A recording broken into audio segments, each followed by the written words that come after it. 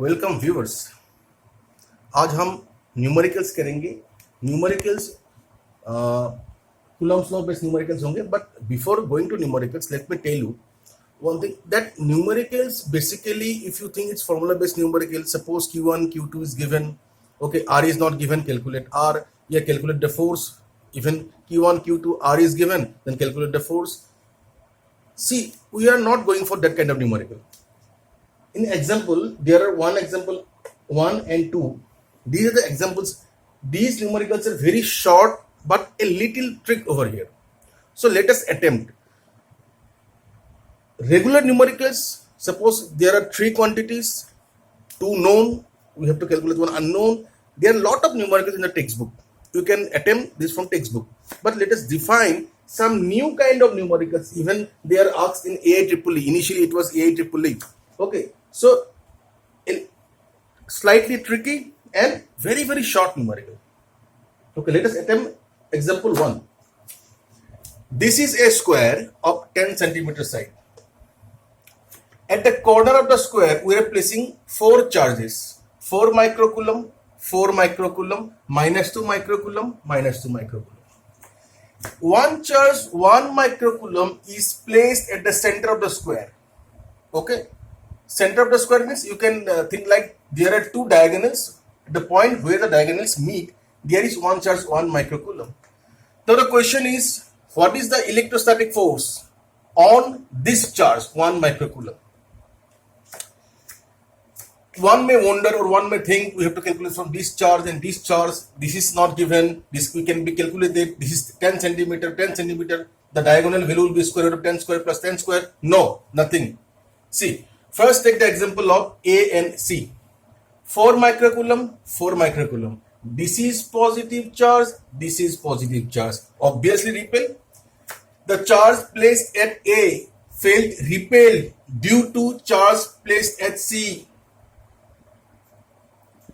Charge placed at C is felt repelled by charge placed at A. Okay.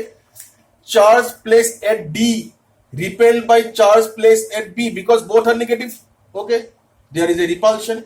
Now charge placed at B repelled by charge placed at D. See. Here is the charge of 1 microcoulomb, and these are the direction of electrostatic force. There are 4 forces, one this direction, this direction, this direction, this direction. Now look at the equilibrium position. What is meant by equilibrium? Here this force along this direction is balanced by this force along this direction. This force along this direction is balanced by exactly the opposite force. What will be the magnitude of the force? Just opposite. So 4 forces are balanced by each other. So what is the resultant force on 1 microcoulomb? 0. Why 0? Because there are 4 forces balanced by each other. This force balanced by this force is balanced by this, or this balanced by this, or this balanced by this. So the resultant force on 1 microcoulomb, which is placed at the center, suppose let us P. So force, resultant force at the point P is equal to 0. Okay. Now example number 2. Force on first charge 0.4 microcoulomb due to minus 0.8 microcoulomb in air is 0.2 Newton. Calculate the distance between the charges. Number 1. Number 2, what is the force on second charge minus 0.8 microcoulomb? Let us attempt point number 1. Distance between the charges. Okay, what we know the answer is electrostatic force is 1 by 4 pi. Okay, what is the medium is air, that means free space. So 4 pi epsilon naught q1 q2 by r square. What is the value of this constant? We have already discussed. This is 9 into 10 to the power 9 into q1. See, 0.4 microcoulomb. That means 0.4 into 10 to the power 6. Okay, because 1 microcoulomb is equal to 10 to the power minus 6 coulomb, multiplied by Q2 minus 0.8 into 10 to the power minus 6 divided by R square. The value of R we have to calculate. The force ka value it's given. The given of force is 0.2 Newton. So we can easily calculate the value of R. Okay. See, in magnitude, since this charge is minus, we can take it minus or plus because we are only interested in the magnitude. Okay. So its minus means its charge is opposite to 0.4 microcoulomb.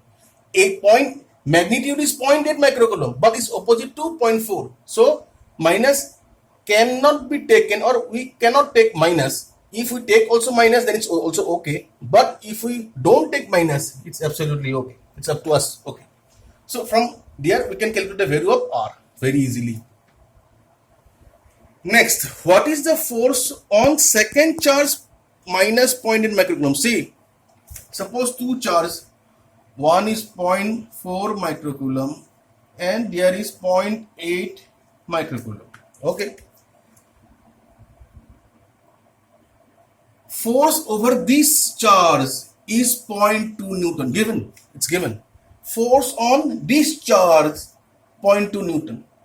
Force on this charge due to this charge is 0.2 Newton. Now the question is force on this charge due to this charge, due to this.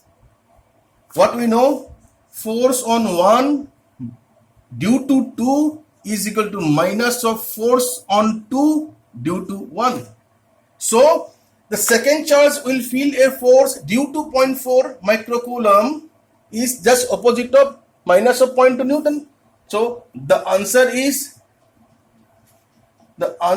second part, force is equal to just minus of 0.2 Newton. Okay. Now let us attain a third numerical. Third numerical seems to be simple, so let us see what can we do.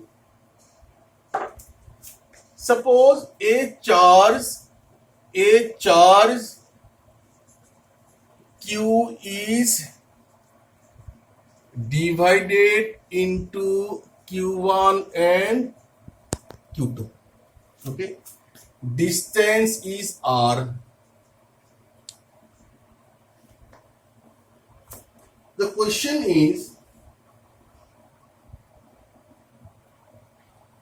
when there will be maximum repulsion? When there will be maximum repulsion, that means both are the polarity is same, plus or minus or minus. There is no direct solution of that. Q1 plus Q2 is equal to Q. That is only the given thing is this. Okay. So if I will take Q equal to suppose any number, you can take suppose 10, then Q2 equal to 5. Okay. Suppose if 10 into 5, so when you multiply Q1 into Q2, you will get 50. Remaining is the same. Suppose Q1 equal to 8, Q2 equal to 7. So Q1 into Q2 equal to 56. The product of Q1 into Q2 will be highest